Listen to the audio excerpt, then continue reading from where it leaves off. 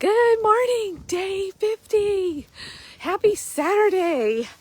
Oh man, I got some good sleep last night. I got to bed early. Uh, Friday nights at nearly 50 and alcohol free look so different than they did a couple of years ago. But man, can you tell by my posture and my demeanor and the smile on my face that it's a lot better? I thought I was going to be missing out. And I realize now I have the joy of missing out. I have JOMO because I'm missing out on the crappy Saturday mornings that I had before, and wasted Friday nights before, literally and figuratively. So I'm going to show you like the sunrise this morning. It's great, great, great, great. And you know, when I talk about my alcohol-free journey, before we get into today's little lesson, and maybe even it will tie in a little bit, when I talk about being alcohol-free now, it really is from a perspective of just wanting to be healthier and feel good. I definitely, anybody that knew me, and even my husband, like, I wasn't like a problem drinker. But it was a problem for me because I didn't like not feeling great all the time. And even the innocent, couple of glasses on a Friday night, it wasn't helping me. And I knew that, I deserved to feel good. And anyway, so there's no labels, there's no shame. They refer to this now as gray area drinking. The term alcoholic is so, bleh. Like, who wants a label like that and to be told, never, forever, and you've got to wear this scarlet letter now. No, nobody. And a lot of us don't fit that category. We're high functioning. We live in an alcohol-centric society where it's just nice to have a couple of glasses of wine. We think it's innocent. Not only do we think it's fairly benign and innocent, but we think it's kind of what we're supposed to do. Like, you're an adult now. This is kind of what you're supposed to do. And this is what the glamorous people do. Like, all the things. No. But it is an addictive substance, and we don't really, I feel like we're almost in a time of where the alcohol or the tobacco industry went through, where it was so celebrated, it was even thought of as a healthy thing to do.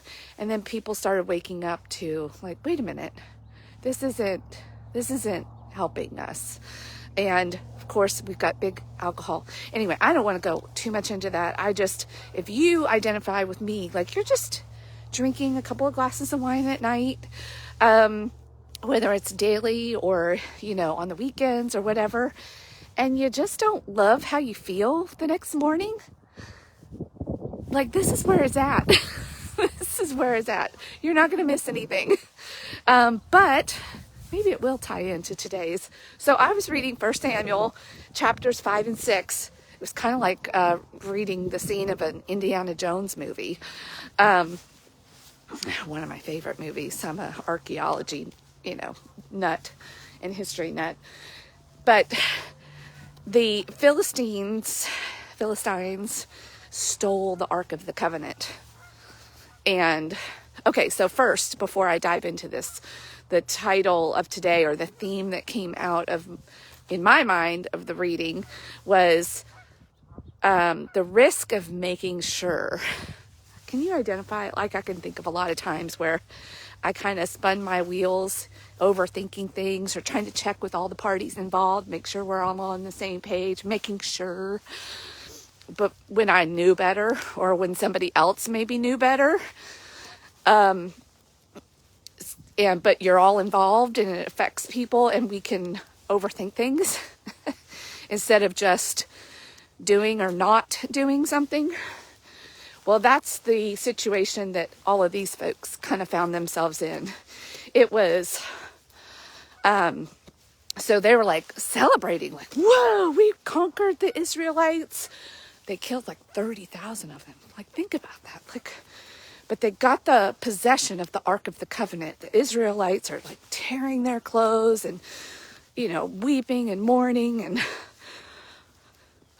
the world is over probably as they know it.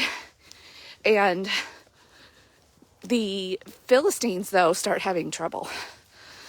They put it in one of their temples to another god, Dagon. I think that's the name.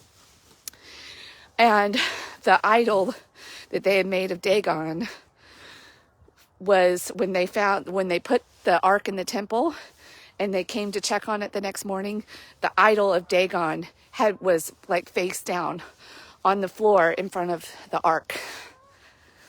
But they wanted to make sure, well, maybe that was just a fluke. Like, maybe that wasn't really, like, we'll put him back up. They checked the next morning. Not only was he face down on the floor in front of the ark, but he was dismembered.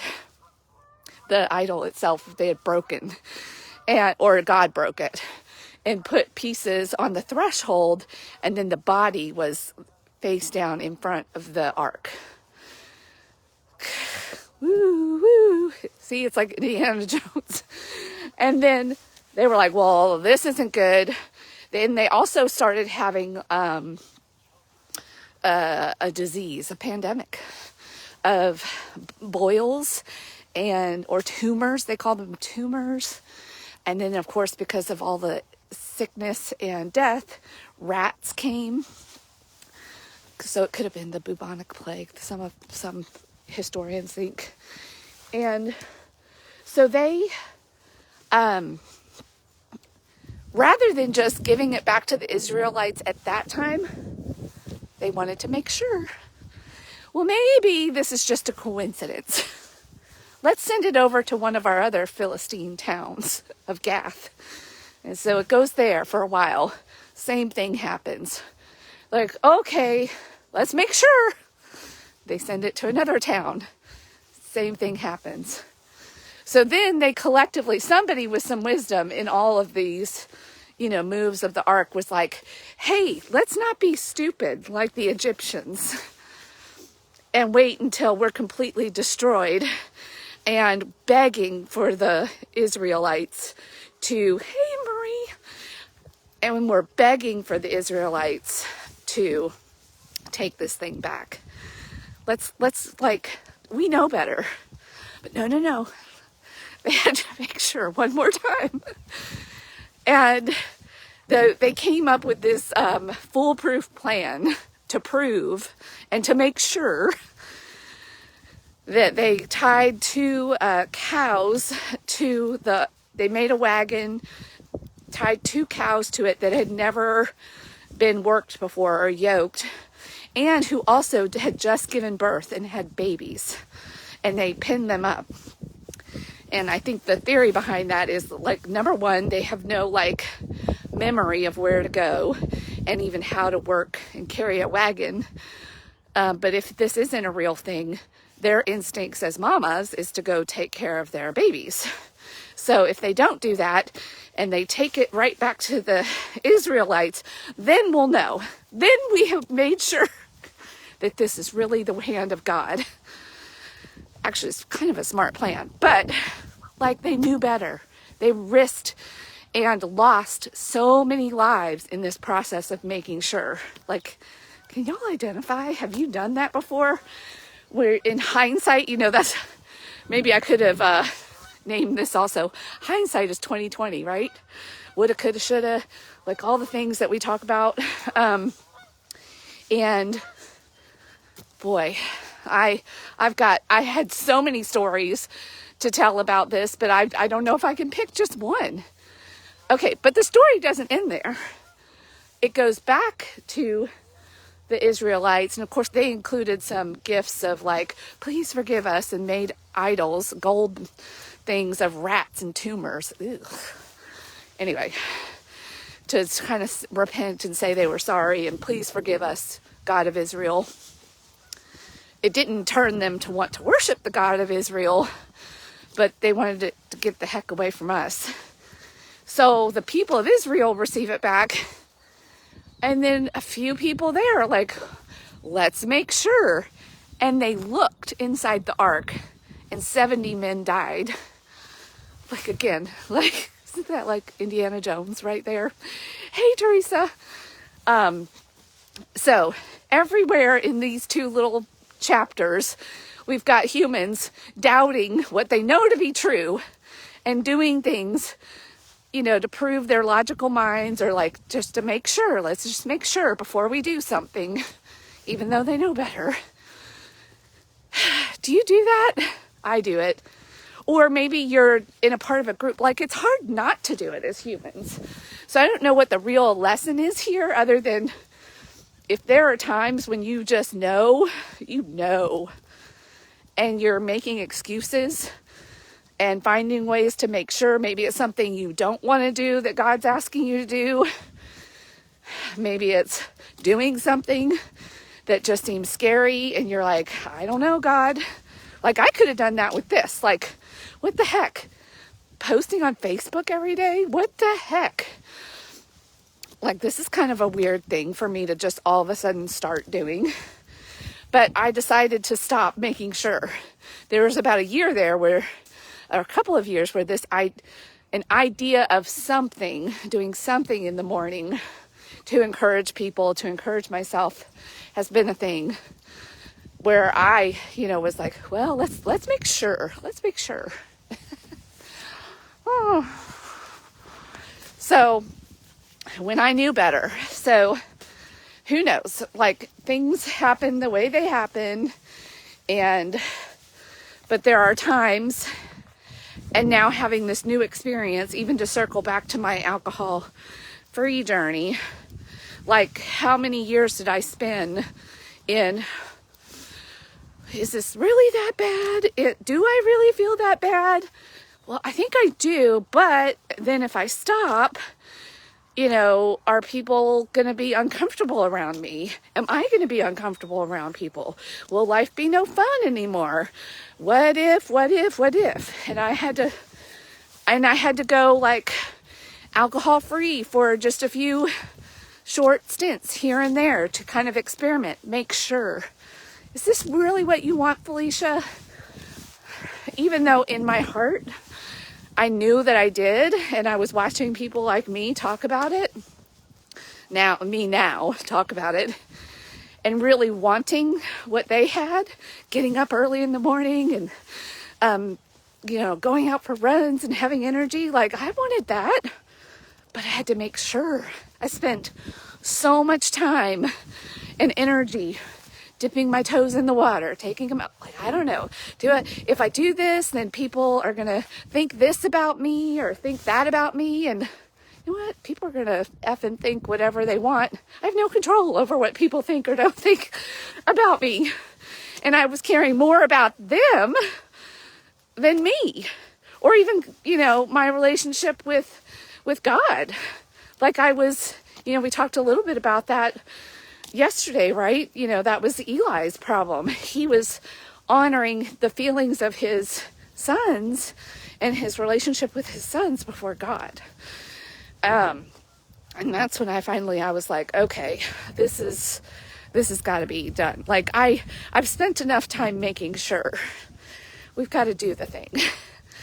We've got to, it kind of does piggyback a little bit on the listening, but not acting. That's part of our making sure, and the risk that we take, where, and even doing this, like, I don't know, people might think I'm a real weirdo for hopping on here, and I didn't know what I was going to talk about either. I had no idea what this was going to turn into. I still don't. Like, and I'm lucky I have a coach as well, and he's like, just have fun. I was like, oh yeah, I can stop worrying about what everybody else is thinking and just have fun. So that's what I'm doing. And I'm sure as an overthinker, because that's just my nature, I see all sides of things. I understand everybody's perspective.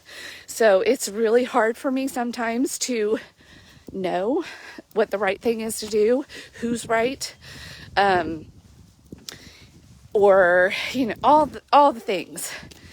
But there are times when I do know, and I don't speak up. And I wait for things to play out to make sure, because I don't want to look bad in front of people, bad in front of, or, sometimes we even overthink and make sure, like these folks did with God. Did God really say that? Is God really who he says he is? And we try to make sure in our own human logic, like, do you really want a God that you can put in a box like that and make sense of and make sure about? Would he be God then? I don't know. So as you can tell, my thoughts can meander and go around, and I want to keep these digestible and kind of on topic. That's another thing I'm working on.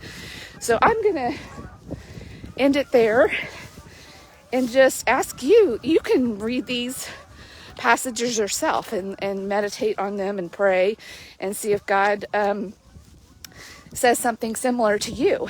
And if there's a specific situation in your life where you're caught in the making sure when you know better already, and the harm that you can be doing not only to yourself but those around you and even to God. And sometimes we need to just do and move and stop spinning in indecision and making sure, because we're not always going to know the outcome. All right, so I'd love some comments. I'm glad so many other people are up early on a Saturday morning with me, and so I hope you have a great day. You can tell it's cold here. I forgot to grab my hat, so my ears and my hands are like not thanking me right now, but that's okay. I have a warm house to head back to. All right, have a great Saturday.